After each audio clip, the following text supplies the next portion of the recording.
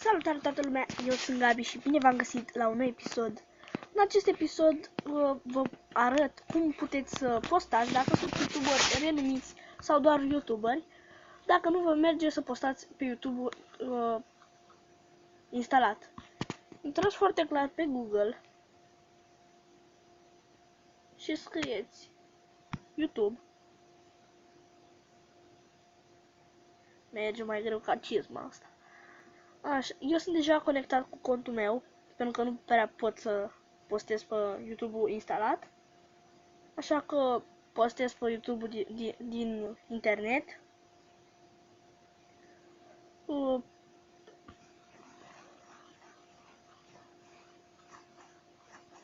Mamă, cizma merge mai repede ca tine.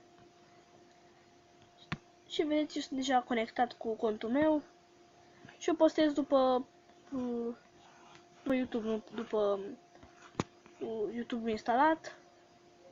Dați pe butonul de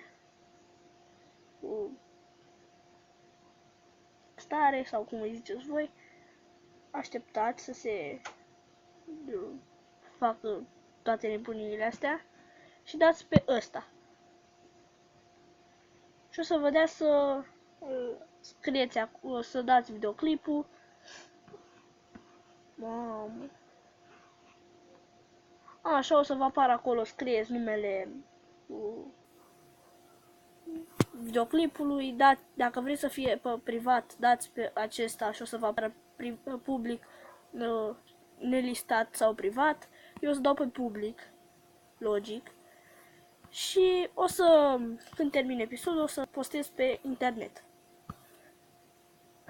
Sau dacă vă merge YouTube-ul, intrați, toată lumea știe să posteze pe YouTube, dar vă arăt. Și YouTube merge la fel greu ca cizma.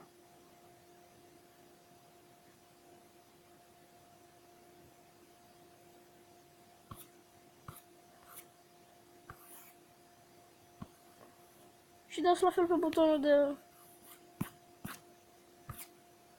Fuck is this?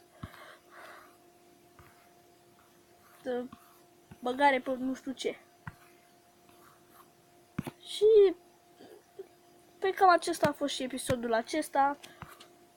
Dacă v-a plăcut, nu uitați să apăsați butonul de like, share, comment și subscribe.